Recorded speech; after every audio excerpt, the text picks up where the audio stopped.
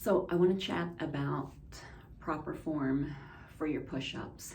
I see a lot of you, especially women, who are using your neck and using your hips to bring yourself down into a push-up rather than bending through your elbow. That's where you're going to get that push to work your chest, to work your triceps.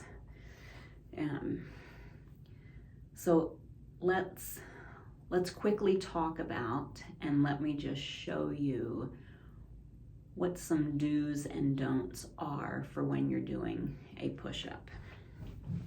Okay, so we're going to start on the ground.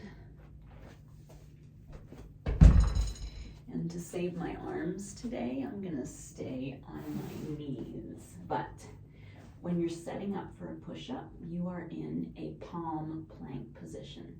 You want your wrist, your elbow, and your shoulders all to line up, okay? So get in that big plank position, and then if you plan to modify, you're here, then drop those knees. This way, you're going to get the correct form in that torso for your push-up. Okay, so you're here. You want to take your elbows behind you on a 45-degree angle all the way down as far as you can, and then push back up. All right. Do not jut your neck forward because you can't bend your elbows too far, okay? That is a no-no. If you can't bend your elbows far, that's fine.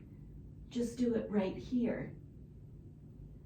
Bend them where you can, okay? Another thing I see is those hips leading to the mat. You're like this. That's not it either. Okay. It is here. You have to engage your core. Pull your belly button up into your spine. Squeeze your glutes. If you can't do a proper form push-up, whether it's small or big, I can't do it big right now, then go down onto your knees and modify it, okay? Start here to find that position, drop your knees. There's your push-up, okay? If your wrists are bothering you, grab some weights. You'll have to grab big weights rather than the tiny ones so that you're not crushing your hand on the ground. You'll need to get a weight that is not completely round, otherwise it's going to roll, okay? When I use my weights, I sometimes like to turn them on a diagonal a little bit. It just helps keep my wrist in a better position. And you might have to play with it a little bit to find your sweet spot, okay? But same thing, you're holding here. You see how my wrist is not bent? I'm still gonna bend those elbows down and up. You can modify from a raised platform. So I can do it right here from my desk. Same thing. I'm going to keep my heels off of the ground. My toes are the only thing that's touching. I'm going to keep my wrist, elbow, shoulders in line. I'm going to bend through my elbow as far down as I can go. You can do it up against a wall. Same thing. Get that wrist, elbow, and shoulder all in line. Toes are lifted. and just bring it down and up. Okay, so we're not using our neck, we're not using our pelvic joint or our hips or our belly to lead in our push-up.